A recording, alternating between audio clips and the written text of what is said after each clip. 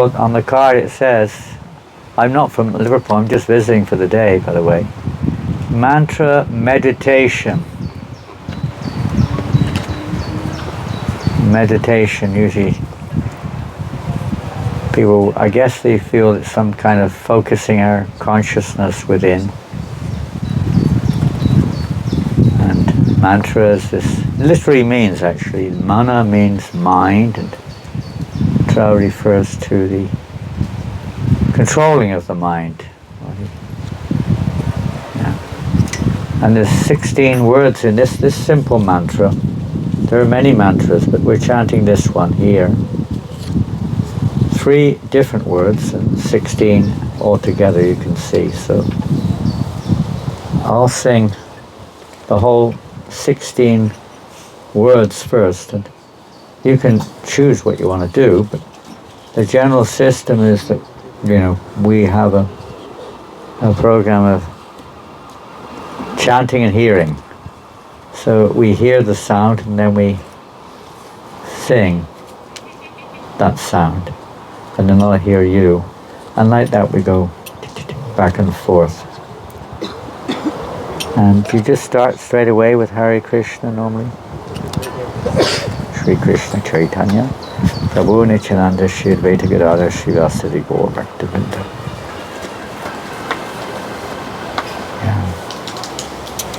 Yeah, it's explained down the bottom actually. If you look at the bottom of the card, it tells you more or less what I just said. Thank you. So you're welcome to join in. We'll chant for, I don't know, how long? 15 minutes? Normally do about 25. We'll see. We'll take it as it comes. And then we'll speak a little bit, and we hope that some of you would like to ask some questions. Anything which comes to your heart. We're here to share. They look pretty similar, don't they? Oh, these are the ones I brought. Okay.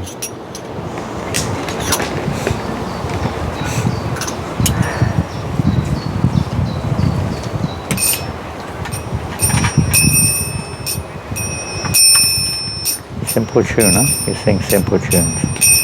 For the audience.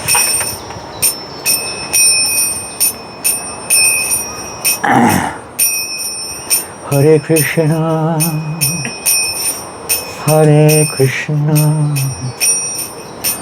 Krishna Krishna, Hare Hare, Hare Rama, Hare Rama, Rama Rama, Hare Hare, Hare Krishna, Hare Krishna, Krishna Krishna, Hare Hare, Hare Rama,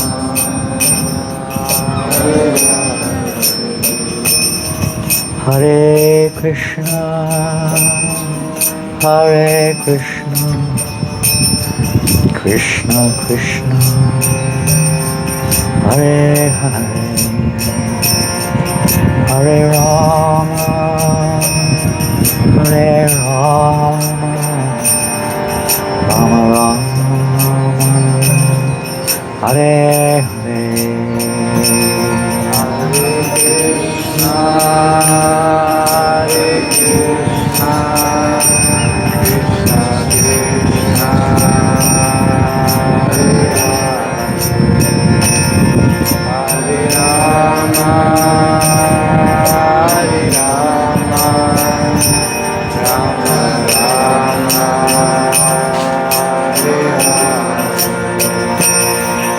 Hare Krishna, Hare Krishna,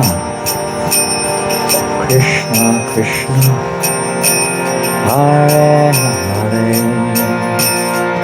Hare Rama,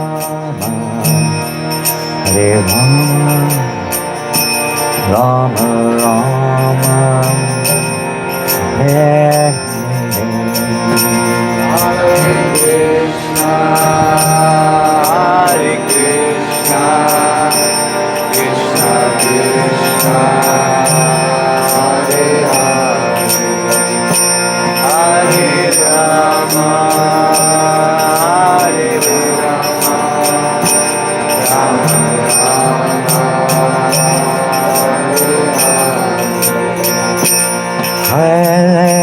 Krishna, Hare Krishna, Krishna Krishna, Hare Hare, Hare Rama, Hare Rama, Rama Rama, Hare Hare, Hare Krishna, Hare Krishna, Krishna Krishna, Hare Hare, Hare Rama, Hare Rama, Rama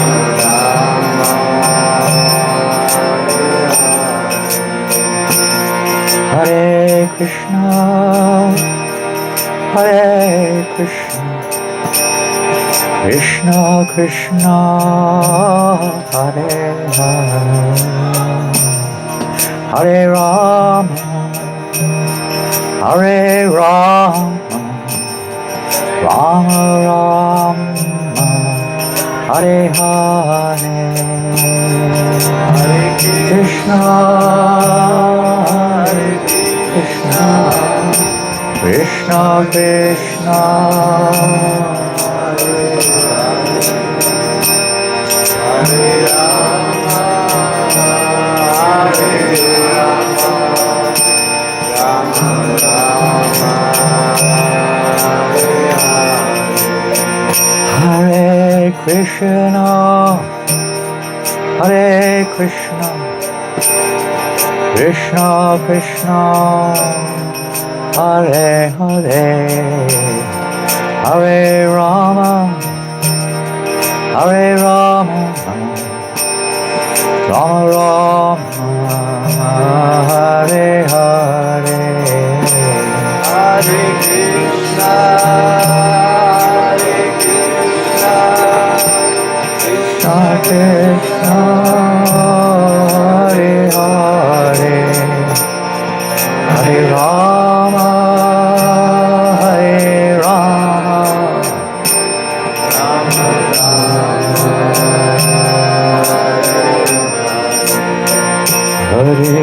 Krishna,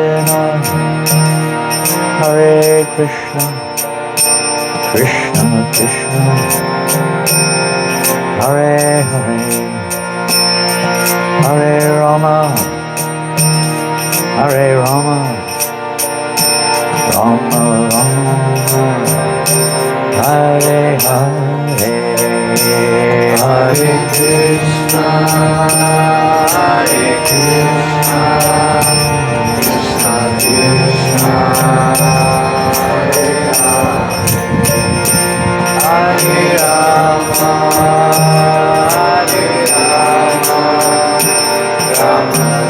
Hare Rama, Rama Rama, Hare Hare, Hare Krishna, Hare Krishna, Krishna Krishna, Hare Hare, Hare Rama, Hare Rama, Rama Rama, Hare Hare, Hare Krishna, Hare Krishna, Krishna Krishna, Hare Hare, Hare Rama, Hare Rama, Rama Rama, Hare Hare, Hare Krishna, Hare Krishna, Krishna Krishna, Hare Hare, Hare Rama, Hare Rama, Rama Rama, Hare Hare, Hare Krishna, Hare Krishna, Krishna Krishna, Hare Hare, Hare Rama, Hare Rama, Rama Rama, Hare Hare, Hare Krishna, Hare Krishna, Krishna Krishna, Hare Hare, Hare Rama, Hare Rama, Rama Rama, Hare Hare, Hare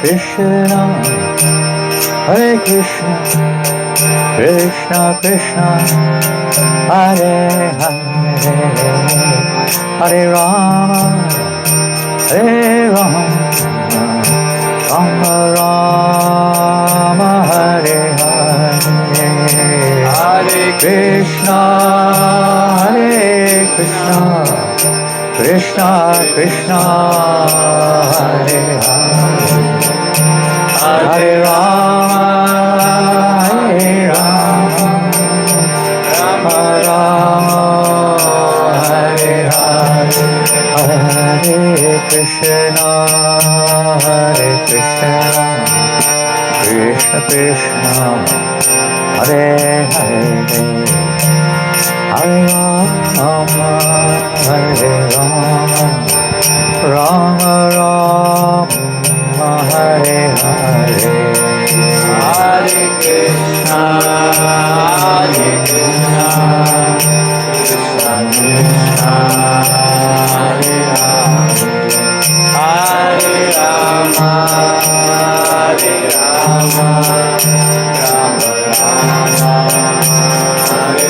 Hare Krishna, Hare Krishna, Krishna Krishna, Hare Hare, Hare Rama, Hare Rama, Rama Rama, Hare Hare. Hare Krishna, Krishna Krishna, Hare Hare, Hare Rama, Rama Rama, Hare Hare. Hare Krishna, Krishna Krishna, Hare Hare, Hare Rama, Rama Rama, Hare Hare. Hare Krishna, Krishna Krishna, Hare Hare, Hare Rama, Rama Rama, Hare Hare. Hare Krishna, Krishna Krishna, Hare Hare, Hare Rama, Rama Rama, Hare Hare. Hare Krishna, Krishna Krishna, Hare Hare, Hare Rama, Rama Rama, Hare Hare. Hare Krishna, Krishna Krishna, Hare Hare, Hare Rama, Rama Rama, Hare Hare. Hare Krishna, Krishna Krishna, Hare Hare, Hare Rama, Rama Rama, Hare Hare. Hare Krishna, Krishna Krishna, Hare Hare, Hare Rama, Hare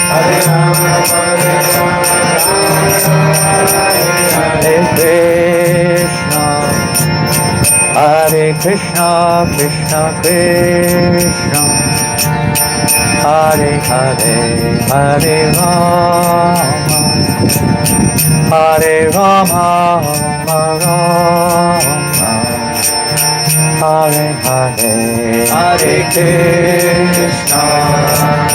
Hare Krishna, Krishna Krishna, Hare Hare, Hare Rama, Rama Rama, Hare Hare. Hare Krishna, Krishna Krishna, Hare Hare, Hare Rama, Rama Rama, Hare Hare. Hare Krishna, Krishna Krishna, Hare Hare, Hare Rama, Rama Rama, Hare Hare. Hare Krishna, Krishna Krishna, Hare Hare, Hare Rama, Hare Rama, Rama Rama, Hare Hare, Hare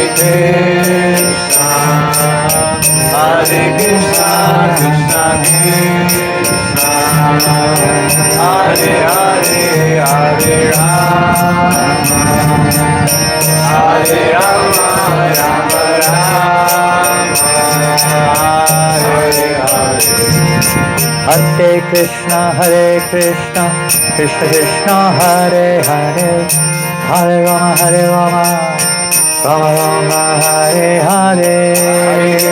Hare Krishna, Krishna Krishna, Hare Hare, Hare Rama, Rama Rama, Hare Hare. Krishna, Krishna Krishna, Hare Hare, Hare Rama, Hare Krishna, Krishna Krishna, Hare Hare, Hare Rama, Rama Rama, Hare Hare. Hare Krishna, Krishna Krishna, Hare Hare, Hare Rama, Rama Rama, Hare Hare. Hare Krishna, Krishna Krishna, Hare Hare, Hare Rama, Rama Rama, Hare Hare. Hare Krishna, Krishna Krishna, Hare Hare, Hare Rama, Rama Rama, Hare Hare. Hare Krishna, Krishna Krishna, Hare Hare, Hare Rama, Rama Rama, Hare Hare. Hare Krishna, Krishna Krishna, Hare Hare, Hare Rama, Hare Rama, Rama Rama, Hare Hare. Hare Krishna, Krishna Krishna, Hare Hare, Hare Rama, Rama Rama, Hare Hare.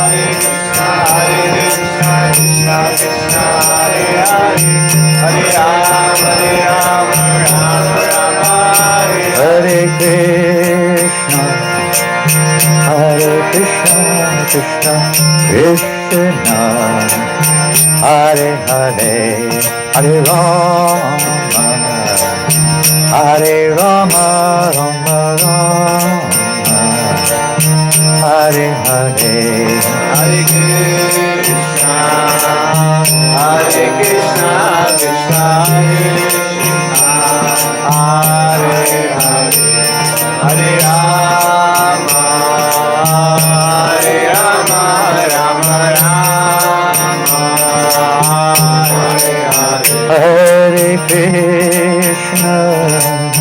Hare Krishna, Krishna Krishna, Hare Hare, Hare Rama, Rama Rama, Hare Hare. Hare Krishna, Krishna Krishna, Hare Hare, Hare Rama, Rama Rama, Hare Hare.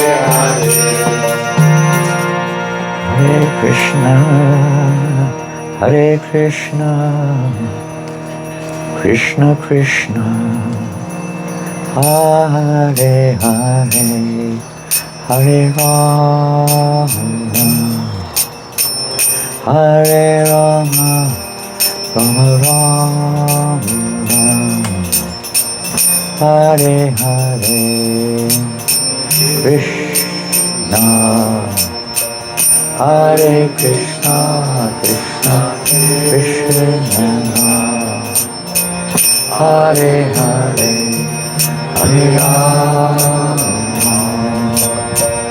Hare Rama, Rama Hare Hare, Hare Krishna, Krishna Krishna, Hare Hare, Hare Rama, Hare Rama, Rama Rama, Hare Hare, Krishna, Hare Krishna, Krishna Krishna, Hare Hare, Hare Rama, Hare Rama, Rama Rama,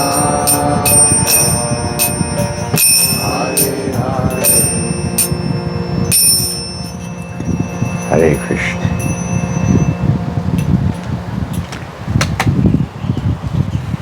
Hare Krishnas, everybody. A few of you have just arrived. Please relax. I see many of you are relaxing. Feel comfortable in this rather warm day here in Liverpool. And Antaranga Prabhu, do you wish to give an introduction, or what do you want me to do? Antaranga Prabhu, are you familiar with everybody here? Yes. More or less. Majority. Huh? Yes. The majority, so you can also... I'll give an introduction on the basics, so you can just introduce the program. Okay. I'm going to do it like this. Okay. So Hare Krishna, everyone. Thank you so much for coming this lovely afternoon to St. James Garden, correct? Okay. Thank you. I got it correctly. Yes, so we've been here Hare Krishnas for some time now, for about 8-9 months, and we've been somehow trying In Liverpool. In Liverpool. Not in the garden. Not in the garden. In Liverpool, and we've been. We live on water, you know, from the... Sorry. We live on water from the spring. Yeah, and basically we've been trying sort of invite varieties of saints. It's a very interesting that spiritual life is actually maintained by the living saintlyhood of individuals which are practicing the spiritual path. And Maharaj is very humble, but he's one of definitely those very saintly, wonderful personalities who've been practicing Krishna consciousness, or the path of bhakti, love and devotion, for the last 50 years. And he's directly a disciple of the gentleman Srila Prabhupada, who started this Hare Krishna movement in the 60s. He traveled from India to the Western world to start this spiritual revolution. You can stay high forever simply by chanting this simple mantra. So we are very fortunate today to have Janananda Maharaj.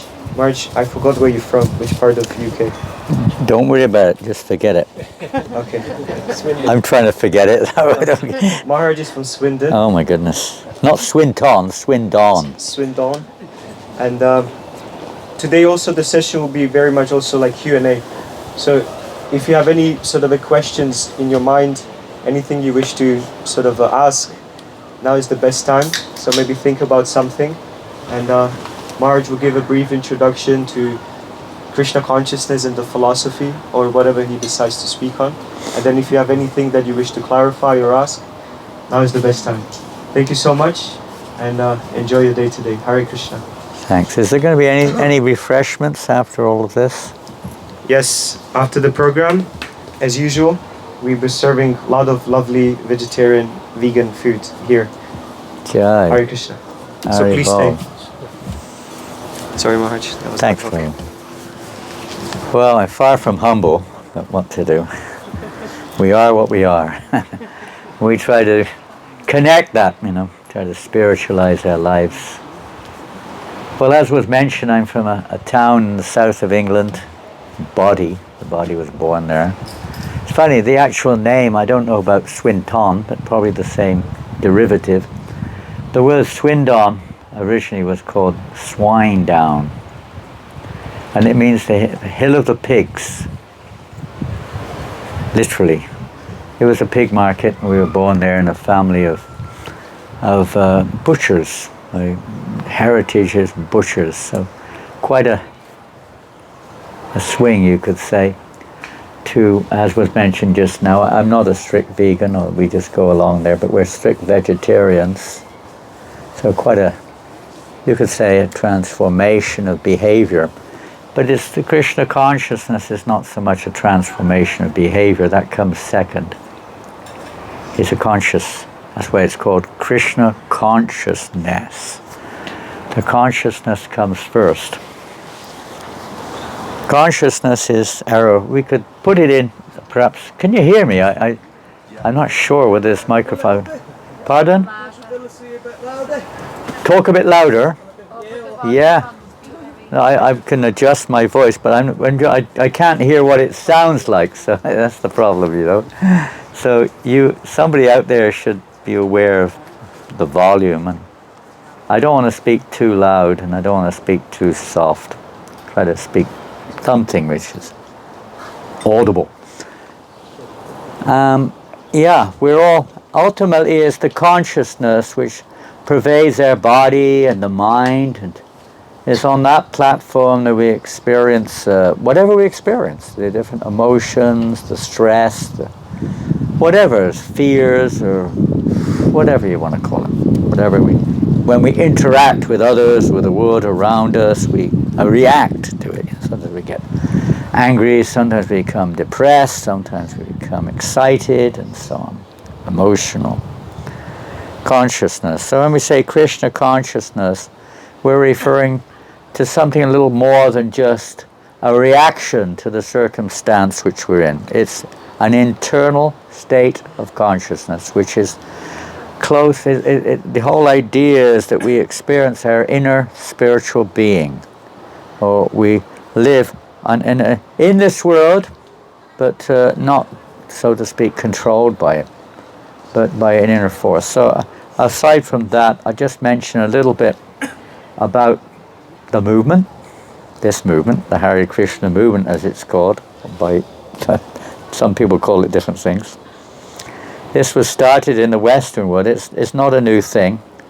It's actually eternal. The Krishna consciousness is the eternal nature of life. And we're living, every one of us is alive. So it's the eternal nature of the life, the nature of the living being in eternity, sometimes we say. And this is a path which was mentioned just now through this chanting, this mantra chanting. So Hare Krishna, this has become, in many places they say, a household word. It was pretty much a household word in England 50 or more years ago, and it kind of drifted into the background a little bit. We weren't so visible. Is it okay now? Can you hear? Hands up. What about your friend? Can he hear? Where's your friend? What's his name? What's his name? Janice? Is it a girl? Boy. Dennis. Dennis. But he's not a menace. He's a good boy. Yeah, he's a cool boy. Isn't he hot out there? Isn't it a bit hot, Dennis? Is he okay? If you're in the sun and if you like it, fantastic. You don't get too much of it, do you? In this part of the world, you don't get too much sun, do you? Not too much. It's kind of a rare opportunity, but still be careful because we don't want you to get some sunburn or something. But if you're okay with that, fine. So yeah, this movement, not a new thing, but it's new, you could say, to our recent Western culture. It started in the West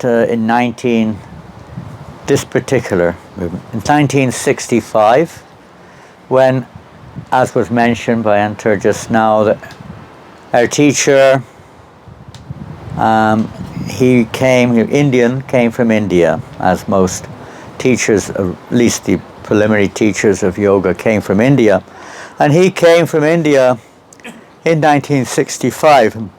I don't know, we have a book here. Do you have that book, Leelamrita? I think so.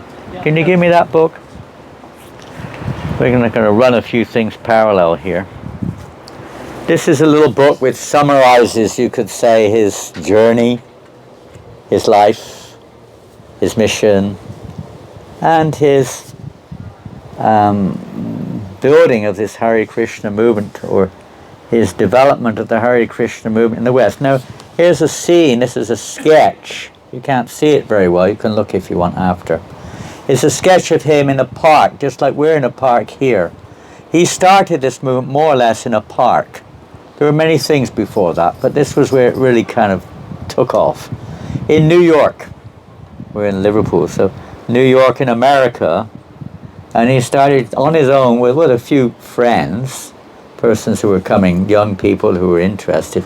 They started chanting in this park. It's called Tompkins Square Park in New York. Keep it at hand if you want. And from there, the chanting of Hare Krishna became more and more known. It was unknown basically in the Western world, at least pretty much the whole world except for India. The mantra, the word mantra was almost an unknown word. What to speak of karma, atma, samsara, and such words. Yoga was perhaps known, but nobody knew what it was really. So this is going back 50 years or more, isn't it? 60 years, exactly 60 years, 60 years ago. He alone came, he was 70 years of age, and he started this movement in New York, and from there it spread to different places, one by one, either by his going there or his friends, followers going. And it came to England. So I first came in contact with this, I mean, depends how we say that, but literally you could say, I came literally meaning through the literature. I first got literature in 1971. I didn't get a book. They had a magazine. You don't have any magazines. We have a small magazine here, I think. Chanting Hare Krishna. You have that here? I've got one in my bag there. If anyone hasn't got it, you're welcome. It's a little magazine which explains the chanting, its history, its effects, and its application. Thanks.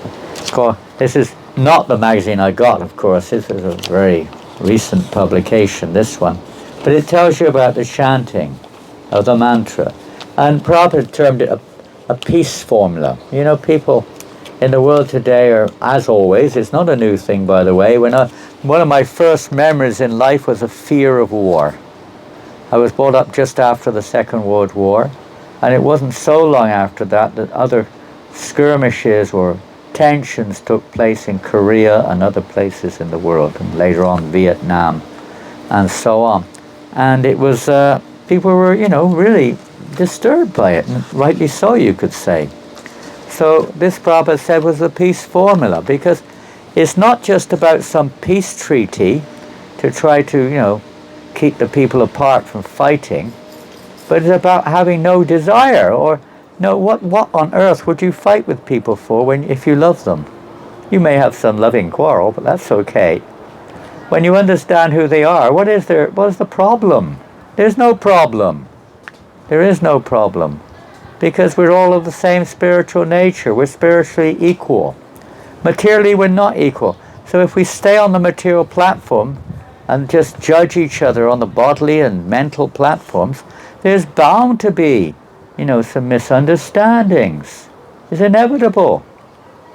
But when we understand that the common denominator between all living entities, not just humans, we also include the other animals and birds and beasts and fishes and even trees. Everyone has their different body and their different, whatever. What they have to do in that body or what they can do in that body, but everyone's conscious. Everyone's a living entity. That life is everywhere. So when we understand that a little bit more, then there's naturally harmony starts to develop. You don't want to harm anybody. It's natural. We're all, sometimes we say brothers, sisters, like that is a simple term so we can understand a little bit the idea. But there's more to it than that. It's an eternal thing. It's an eternal relationship. So through this chanting, that comes about. I was talking to one devotee yesterday, one member yesterday, and he said that immediately he started chanting Hare Krishna, for instance. He lost all interest in eating meat. I mean, we're not telling him to do that, but that's what happened to him. He immediately lost interest. Why should I? Of course we eat vegetables, but vegetables are also alive. So what are you going to do? Eat nothing. Because everything's alive. You live on life. There are different foods allotted according to the going back a long time to the creation, basically. For different species of life, there are different foods allotted. So certain vegetables, certain foodstuffs are, under certain circumstances, allotted for humans. So that's what we focus on. But it's not just eating. We also try to spiritualize what we eat. And even I was one time on a bus in New York, and I was going into the city, and sat next to me was a head of one of the Red Indian tribes. He was going to a convention in Long Island of the Red Indians. He was from the Dakota tribe, if you've ever heard of that. It's a branch of the Sioux tribe. I used to be a bit of a fan of Red Indian, the Red Indian culture. So I was fascinated to talk to him, because what I heard was probably not what it really was. So I was talking to him about his beliefs, their traditional beliefs, not conditional but traditional. And I was talking because I know that the Sioux tribe they're living in Dakota, North South Dakota, and areas out there, Minnesota and so on. And they lived a lot on bison, which is a kind of buffalo, you know. There's not much out there, by the way. It's a pretty desert type of a plain. And so that was one of their main staple foods, along with maize and a few other things. And I was fascinated to hear his response, you know, when I said, well,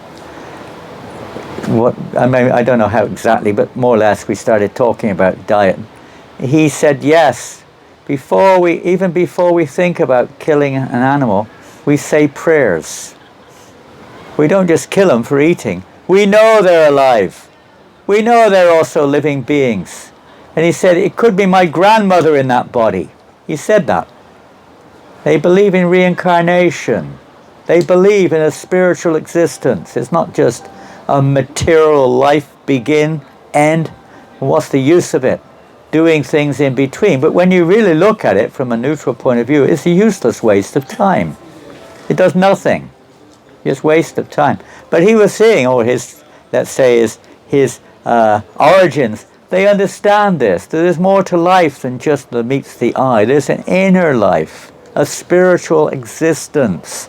And he said that actually, and I'm just repeating what he said. I mean, certain things in your life stick out, you know, we forget most of the stuff.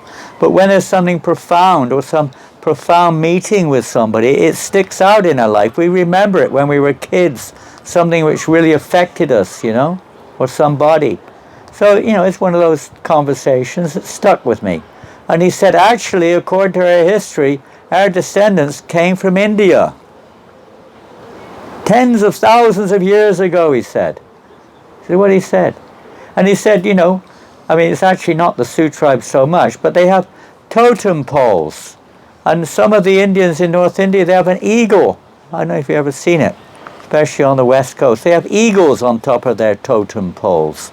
And he said, and he was a scholar. He was a professor in the University of North Indian history and ideology and so on. So he was a learned man as well.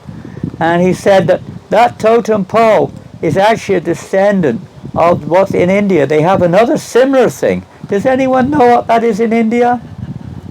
With an eagle on top?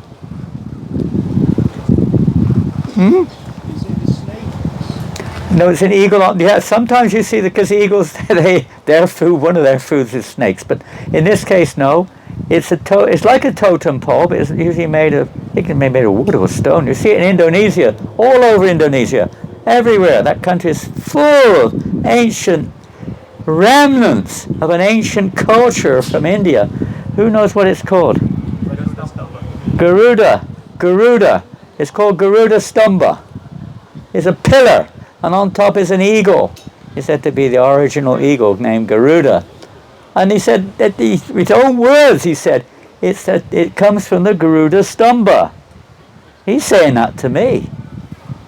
You know, it's interesting, Indonesia. How many of you have been to Indonesia?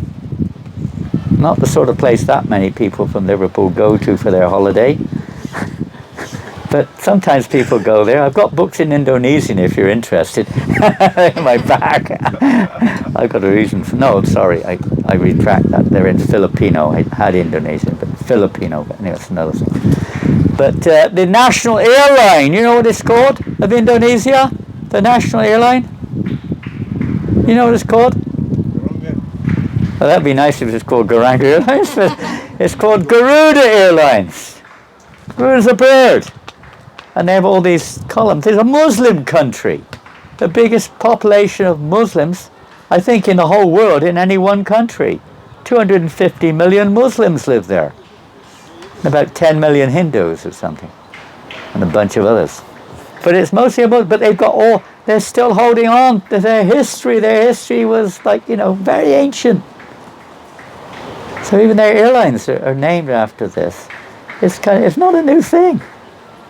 But it's new to most of us.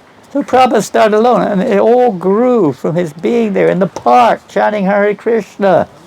And now how many temples do we have all over the world? 5,000. I don't know, it depends what you call a temple. But there's thousands of branches, temples, branches, farms, whatever, restaurants, different outlets all over the world of this Hare Krishna movement, and millions of followers, isn't it? In Russia, China, Ukraine, Israel, not so much in the Middle East, although it's growing. It's growing. We have lots of, you know, very sincere Muslim people taking up Krishna consciousness. What to speak of India, where there are God knows how many serious practitioners. In England, there are a lot of people. America, South America, Africa, everywhere. Even in Iceland we have a branch. If you want to cool down, you can go there and cool down in Iceland. We have a restaurant there in Reykjavik. My friend is there. So like that, I came across this magazine. I was a student, I'd finished my studies, and we were having a student reunion of a few of us who were, well, we were in that era, early 70s, late 60s, where probably you know the history if you weren't a part of it. But it was the time of the hippies. You've heard of the hippies? Any of you were hippies? Any hippies here? You were a bit of a hippie? A bit of a hippie? Well, you came a bit later though. You don't look, I mean, you must be you must be on a special regime if you're a part of the late 60 regime. But it was a time of change. People were fed up with the way they were. So dry and meaningless. They wanted some purpose in life, looking for something, you know. So we kind of caught up in that whole thing. It was just being a student, and it was like part of the flow. But it included many other things, especially opening up the door to, other than the conservative little world that we lived in, it opened up the door to another world. From the East, people were coming, students were going and coming, and literatures were coming, and yoga started to be, what is that? Yoga, is that something you eat, isn't it? Something you have for breakfast, right? With your oats or something. Yogurt. Many people thought that they didn't know what it meant. It was all coming in, it was really far out. And I kind of was interested in, especially the literatures, so I got literature. First, I got this magazine, then I got some other literatures. We were reading all kinds of, and actually the magazine came later, we were reading other books which came from the East. All kinds of books, you may have heard of them. Lobsang Rampa from Tibet, you may have heard that one. Tibetan Book of the Dead, that was a common one. Autobiography of a Yogi, you may have heard of that one. These were books which were coming in. Don't eat him! Dennis! He gave you a good lick there. Cooling you down. And so many things, mystical books and things. It was really a change. And then the music, of course, and you're more than familiar with that sense, being from Liverpool, where probably the most famous group of the time was, came out of Liverpool, the Beatles. They were just one, but so many groups were there, so much music there, so much. It was like a new culture came in. So we were having this little reunion in Birmingham, of all places, the Black Country. And there we were in the basement somewhere in someone's apartment. They're all taking their hallucinogenic drugs, and I'd resolved, I'm not going to do that anymore. I think this is a dead end. I don't think it really leads to what we're looking for. You go up and you go down. He said earlier on, stay high forever, didn't you? Did I hear you rightly? Stay high forever. Well, you don't stay high forever on drugs or drink or anything come to that in this world. You get some euphoric, adrenaline, whatever it is. I see them, what are they, climbing or jumping from the top of the church? What are they doing up there? Abseiling. Huh? Abseiling. Ab what? It's called abseiling. You go down. You go down. Yeah. You climb to the top. You don't go up, you just go down. Oh, we came down. What does it mean? They walk up to the top or They something? walk up to the top. Okay, and then they climb down. Like fall with rope. Whoa. What an exciting thing to do. And you're wasting your time being here. You could be doing that. Very important. Huh? Plan to go if you want to go. Huh? Plan to go if you want to go. 300 pounds. Oh, that's very cheap. How much are you charging here? You don't know yet. We've got people planted around here you can't get out of here with paying your fees. Huh? Free? That's why not so many of us are here. There's thousands of them over there. Isn't it amazing? Yeah. What a crazy thing to do, isn't it? That's nothing. Just £300 gone and it's all over, right? So you had a picture, maybe a photograph, sent it on your Facebook page, and that's the end of that. I did it. He's a devotee. He spent like £20,000 on going to the Arctic Circle and back. And they got stuck. The boat got stuck and they were stuck there for a day or two. They couldn't get out. And they all had to be helicoptered out. Got stuck in the ice. Crazy. We're crazy. We're just wasting our time we're trying to get a little bit of a buzz. You don't need to. This is incomparable to the satisfaction of the Rolling Stones. Look at them. I remember listening to them in 1971 or 70 in Hyde Park, and they're screaming their bonces off. I can't get no satisfaction. You ever heard that record? I don't know if they're still rolling or not. They're certainly stoned. And they're screaming their bonces off. And there's like 100,000 of us sat there listening to them. And I think that was a free one, but usually you had to pay to go to see them, 20 quid or something, a lot of money. And they're telling us they've got no satisfaction. Isn't it ironic? You've given all your money to them and they're not satisfied. Give me more. I know what they want. We're all missing the point. Try this, try that, do this, do that. The real satisfaction is right there in our heart, right there in our consciousness. We're just not looking. We're thinking it comes from whatever they're doing there. Climbing, falling, I know what they're doing.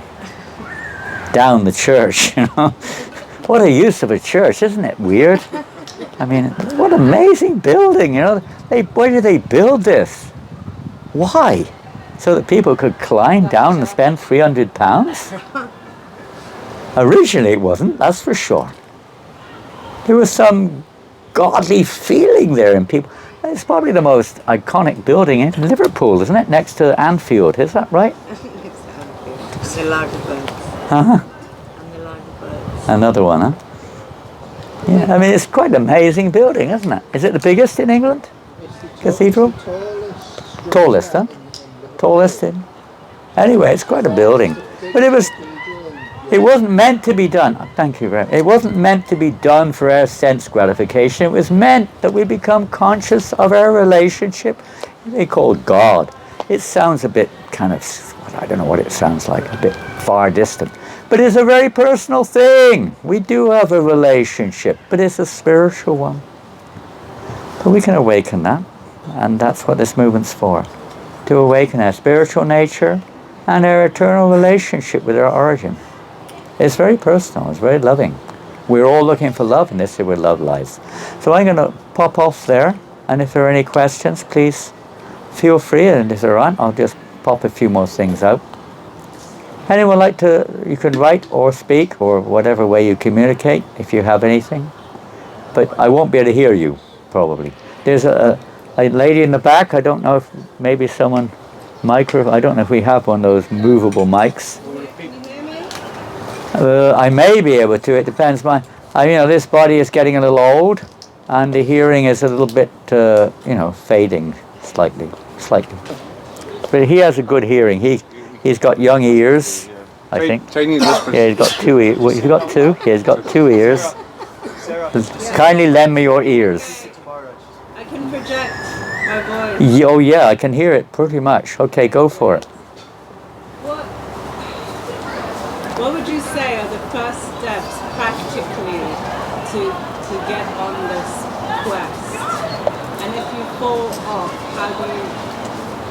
how do you make it consistent? Okay, thank you so much. That's a very realistic, down-to-earth, practical, and needed comment. And you may have many other angles, but that's a simple, basic, straightforward, down-to-earth question.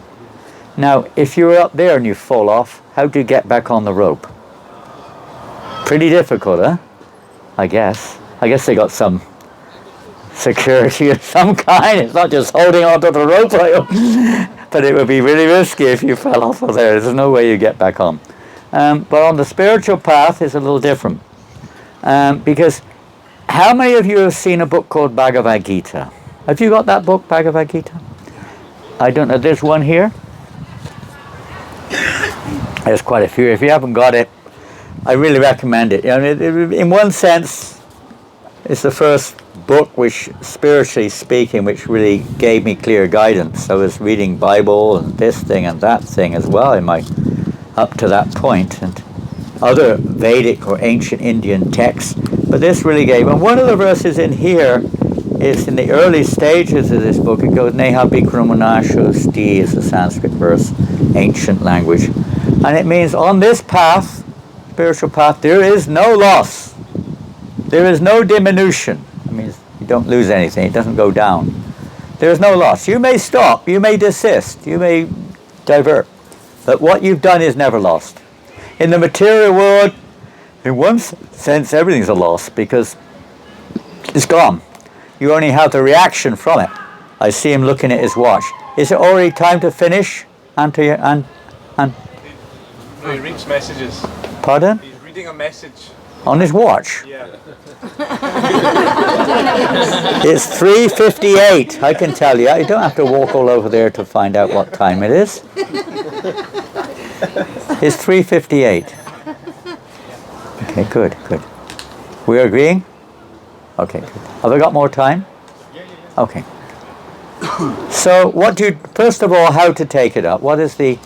You're already doing that, obviously, just by sitting here.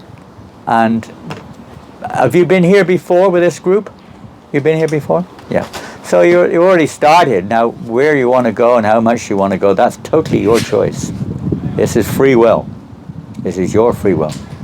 So you've already started a little bit. So it depends how far we want to go back in that sense.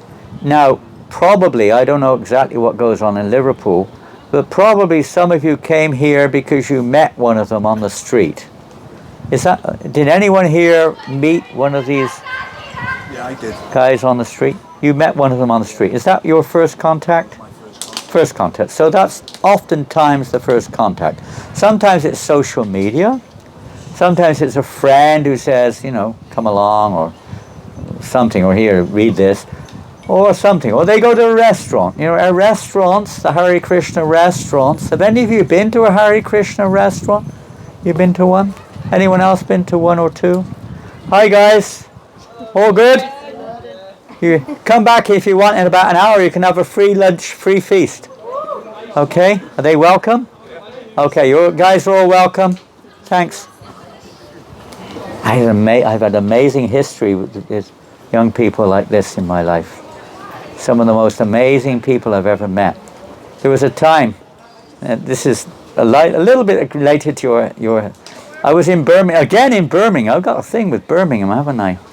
I was in Birmingham, and the Hare Krishnas were on the street. What's it called? New Street? New Street. Main Street there. Wow. Here, give him. This is reminding me, amazing. You guys are reminding me of my whole history. Well, wonderful to see you guys. Having a good day? Having a good day? Great. Come back later if you want for something to eat. Some nice grub, huh? Okay. And, you know, every week they go to the same place. They sit there, Hare Krishna, fantastic. And I said, why don't we go somewhere else and check it out?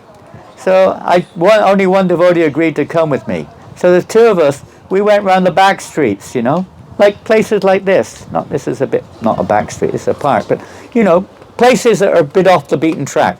And we came to a place, and it was a church also, and there was a square, and there were hundreds. I don't know what they call them now. They were called emos. You heard this word, emo? Hundreds. It's like offshoot punk, emo, but emos are really serious. They come from the goths. The goths are like the gurus of the emos. You know?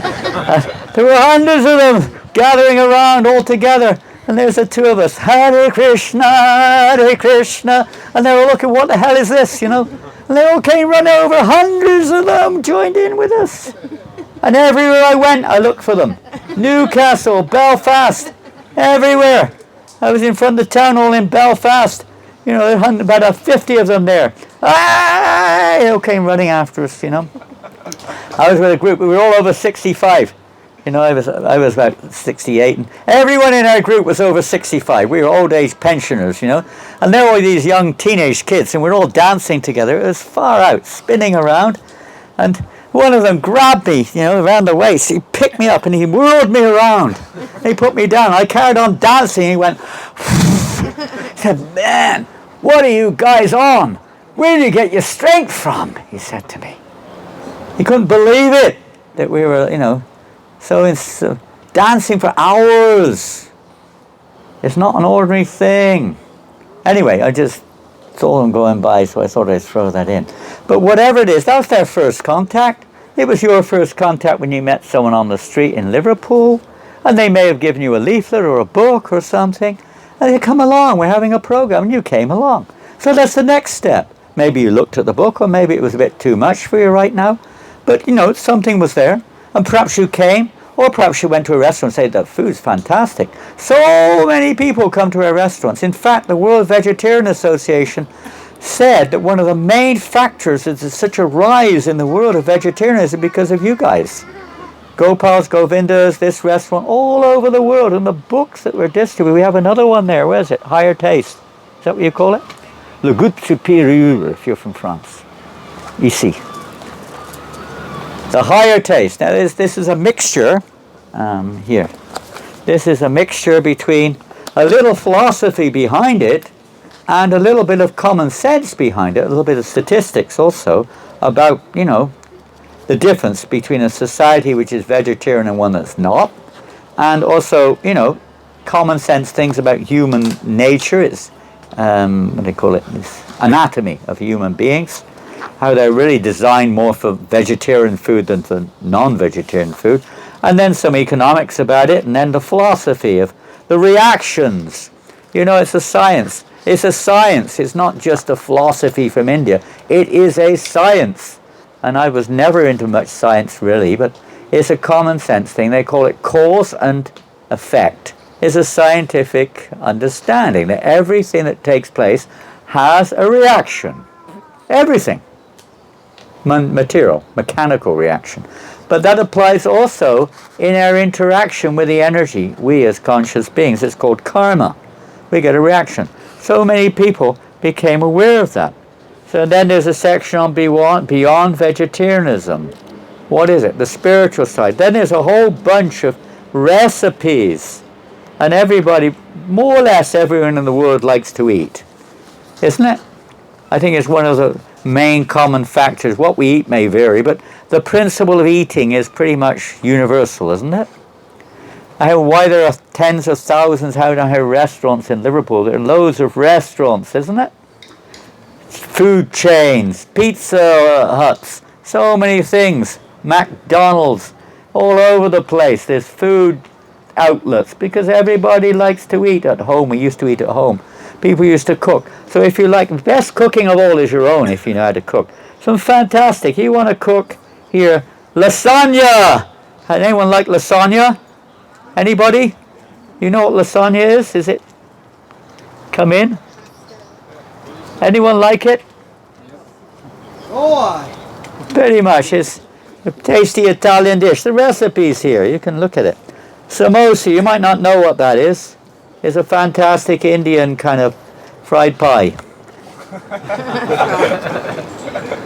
What else they got here? I don't know. It doesn't mean anything, that one. Halava. Halava. Do you know what halava is? Halava. Anyone heard of halava? Have you heard of halava? Did you make it? He's made a pot of halava over there. If you don't know, it's not big enough. It's only enough for two of us. When I first came to the Hare Krishnas, we would eat halava. I mean, God, I can't give you an example. Okay. A plate with at least 2 or 3 times that amount of halava on it. Like piled up like this. A sweet. Absolutely amazing. It just turned the hearts of so many people. Honestly. It's called prasadam. The overall food is called prasadam. Prasadam means mercy. Means everything can be mercy depending on how we look at it. But this is direct mercy. Just by eating that food, because it's a little hard to understand, but we have a whole conscious relationship. We offer that food for the pleasure of Krishna. And by distributing that food, everyone gets mercy. So we try to distribute as much of this food as we can all over the world. Everywhere. We go wherever we can. It's a very important part of our movement to give not just food, but to give this spiritual, sanctified food to everyone we can. They may not like Hare Krishna. They may not want to participate at all, but everyone has this common feature of eating. I was one time in Auckland, in New Zealand, and I was going around door to door, shop to shop, trying to distribute books about Krishna to the shopkeepers. And there was one, I think the whole day I was out and only one book was distributed to a dentist, I remember. And I was thinking, oh, this is enough. And the last shop was a butcher's shop. A butcher's shop. So I thought, well, what to do? Let's give it nothing ventured, nothing gained. So let me try. And I walked in, and the big, chubby-looking gentleman there in the butcher's shop with his big knife, as he saw me coming in, he went, chop!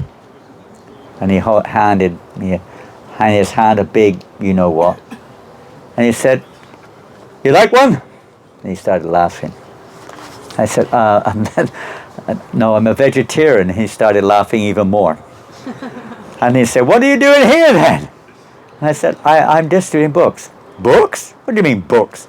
I've got these vegetarian cookbooks. Would you like one?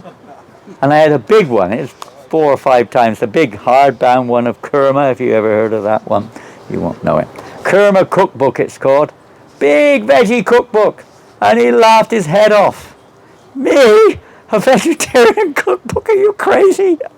He started laughing away. And I just stood there. I didn't expect anything different, to be honest. And then he said, but wait a minute. Has it got that recipe in there, he said? Has it got that recipe? I said, what's he talking about? That recipe. I said, what recipe? He said, that recipe for those pies you sell in your restaurant downtown. And it was this one, samosa. I said, and it had it. So you maybe samosa, you mean? Oh no. Yeah, that's the one. That's the one. He said, when I'm in the town, I buy all them pies. Every one of them. I love them pies, he said. A butcher. But he loved the pies. He said, how much is it? I said, whatever you like. He gave me $50 for the book. You never know. There's a place for every single living being. Every living being. Not even just animals. Not just humans. Animals, birds, everyone. I mean, we haven't got time. I'd tell so many stories, but there's no time. But that's the beginning. That's how you start. And how you cultivate it? Like everything in life. One time my spiritual teacher, one devotee said, how do we develop an attraction for this, Prabhupada? He said, how do you become a drunkard? Anybody here a drunkard? Don't be embarrassed. Yes, I was. You were. I mean, we all are in some ways or another. Somewhere along the line we're druggers or drinkers or smokers or whatever it is, jumpers, whatever we're into. We've all got our things, you know. It's okay, in one sense. So I said, how do you become a drunkard? There may be different ways, but Prabhupada, he took it in a kind of a jolly way. He said, you associate with drunkards. You drink, and you become a drunkard. Same thing with Hare Krishna. He said, you associate with those who are into it, and you chant, you become a chanter. You become attracted. And if you fall away, there's no loss. We may say there looks to be, but there's not. Because whatever gain you've got, if we're into something else, there's no real gain. You just get karma only. But in spiritual life, 1% remains there. It's like a never reducing. You don't come down. A never reducing bank balance. Usually you put £1 in your bank account if you have one.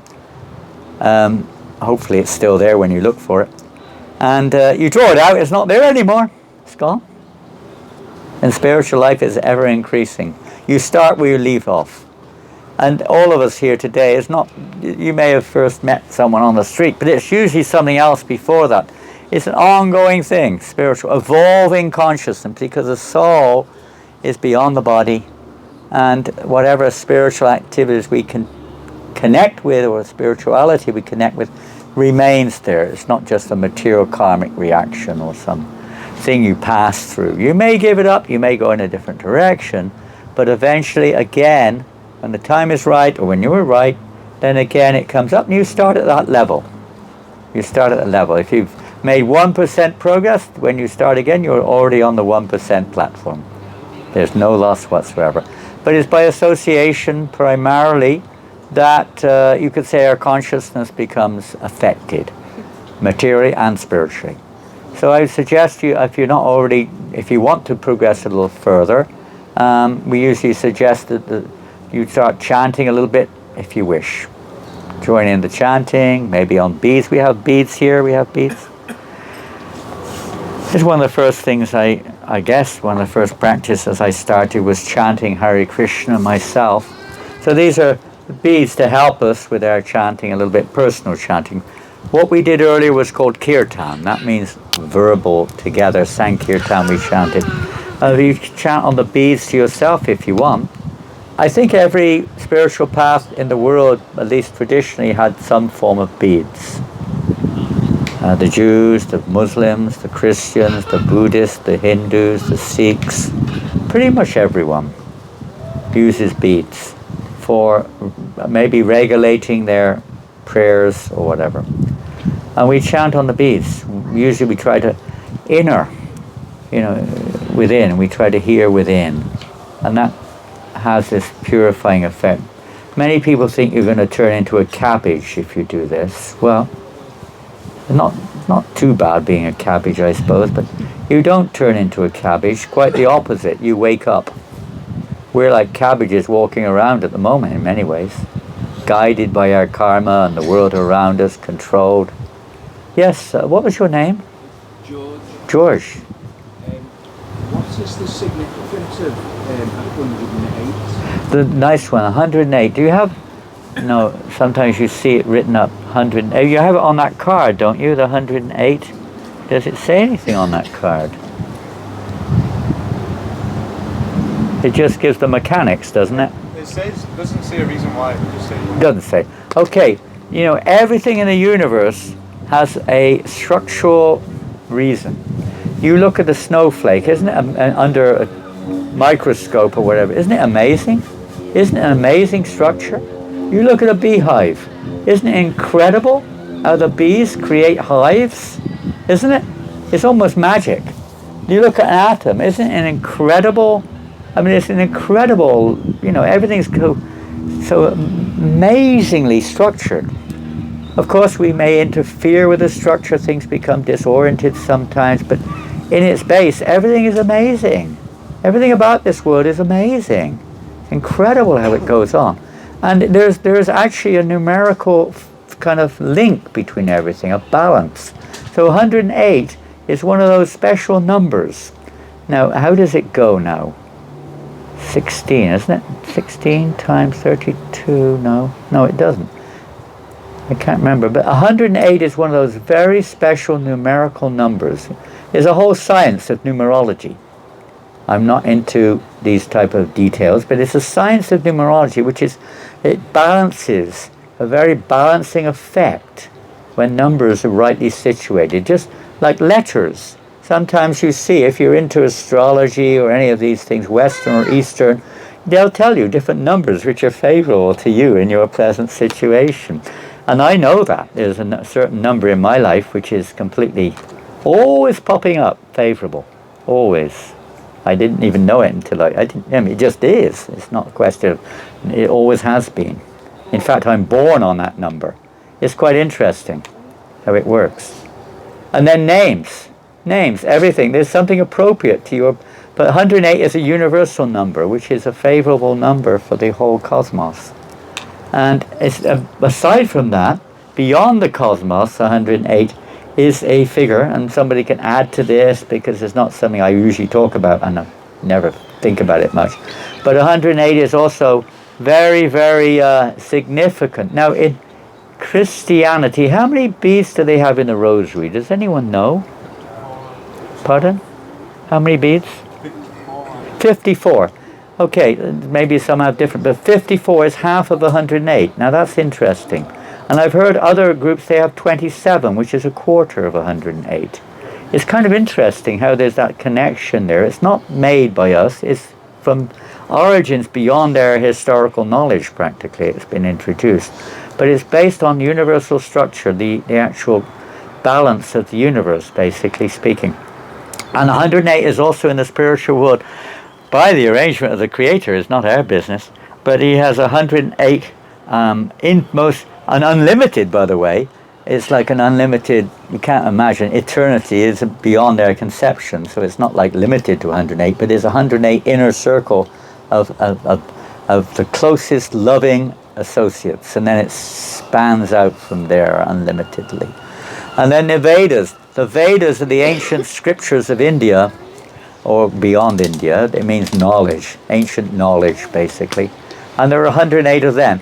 This number keeps coming up in any kind of original, it's an original number. It's not just someone's whim. It's an original number for the development of pretty much of the creation. So it's a very significant. So when you tune into that, you're more closer to your origin, you could say.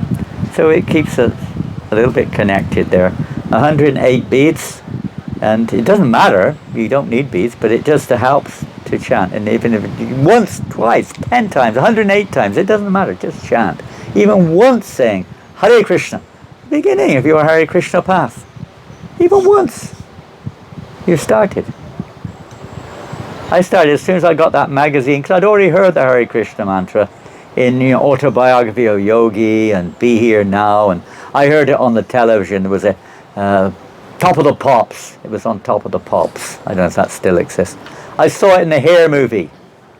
There was one stage show. Hair. It was against the the Vietnam War. It was a protest against the Vietnam War. Millions of kids were protesting. And this was one of their musicals. It was pretty impressive. And it was actually the whole song about Manchester. They didn't mention Liverpool, but there's a whole song about Manchester. I remember that. And they chanted Hare Krishna on that. So we heard it all before. We'd heard it, but we never really knew what it meant or what it was for or the benefits. Haribo! Hare Krishna! Abhiram Prabhu! Haribo! Welcome. You may know him by the name Alan. So now he has two names, Alan and Abhiram. And we're calling him by Abhiram now. Last night he had a very special ceremony. He's been one of the oldest members of our Liverpool community. For over 30 years he's been a member of our community here. And Mataji also, huh? Kamalakshi.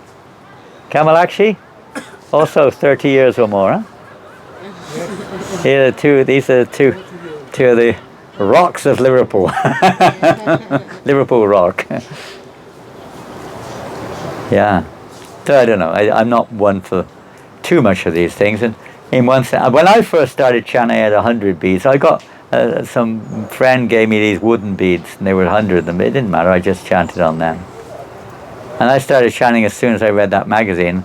One of my friends, maybe he was a little bit intoxicated, he said, yeah, what you doing? You chant Coca-Cola, Coca-Cola.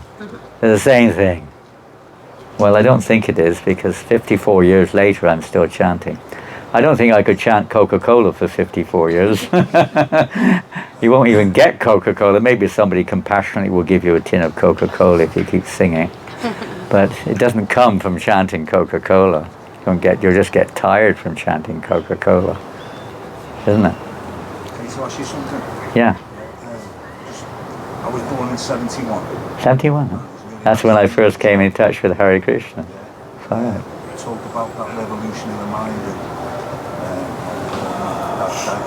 was and is. I met a monk like 16 months ago, like a crucial time in your life. And I've been chanting off and on ever since. Yeah, amazing. Think about it, a small spiritual awakening. You certainly have.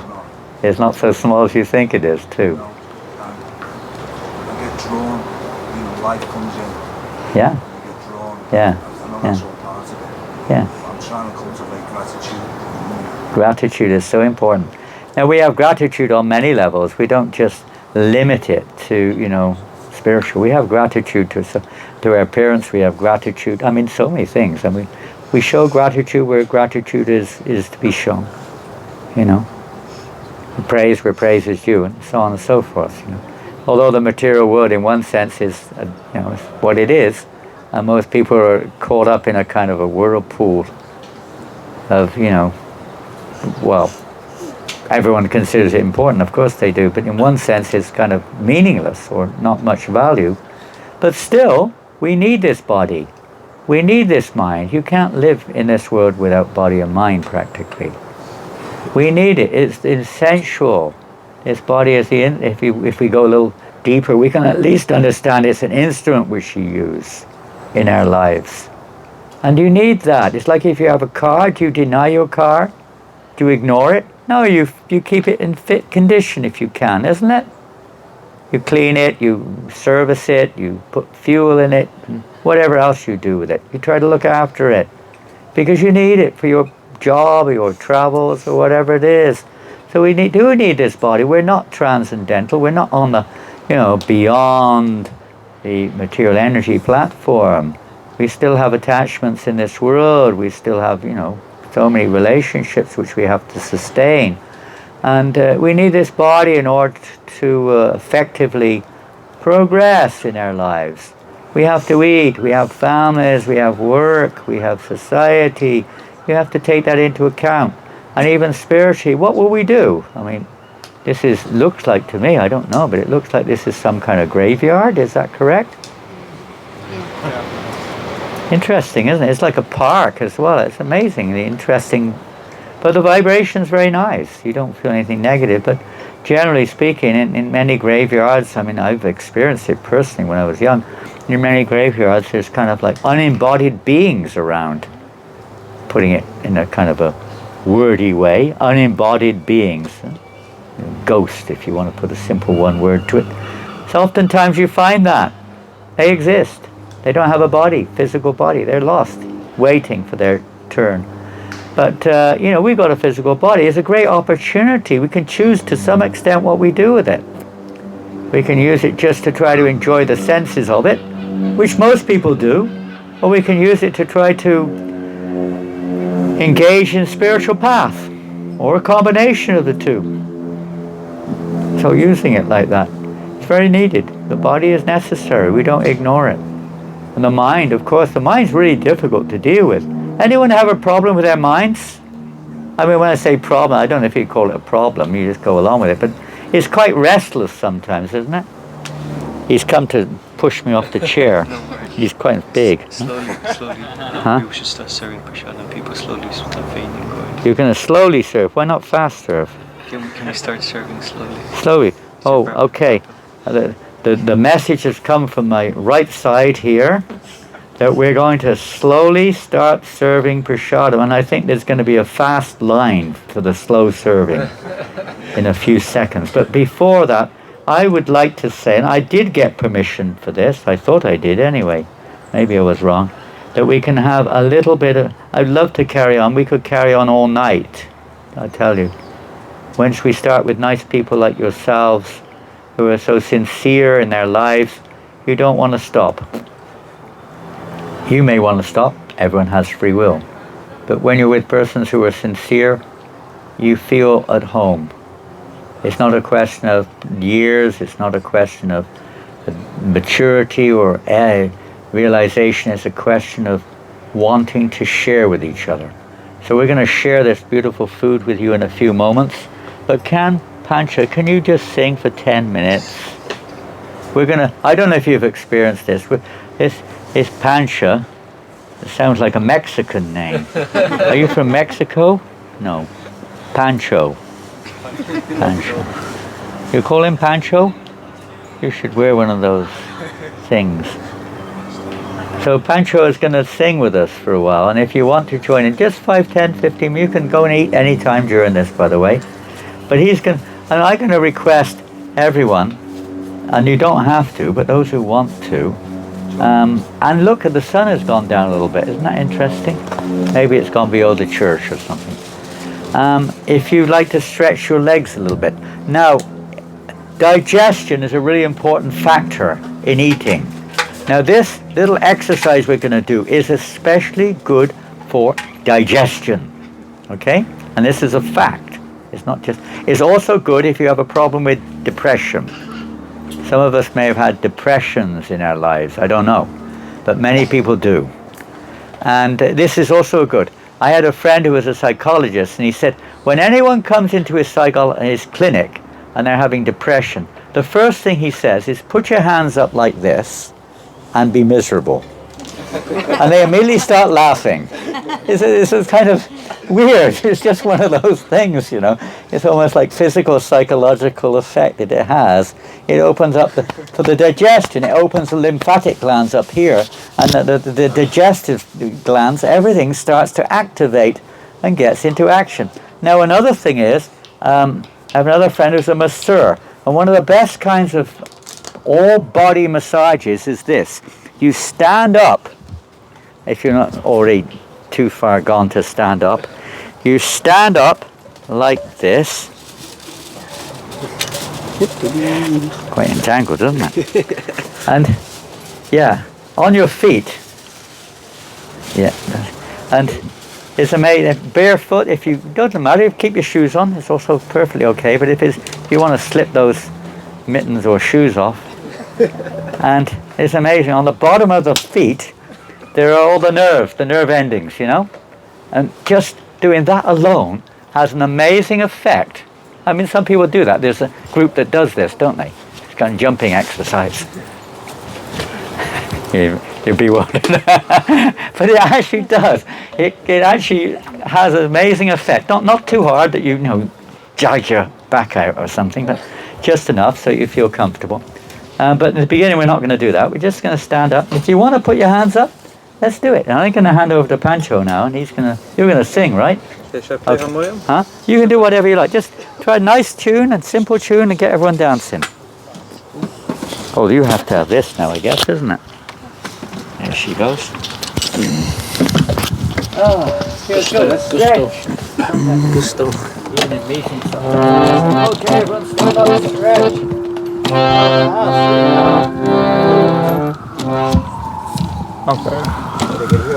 Hare Krishna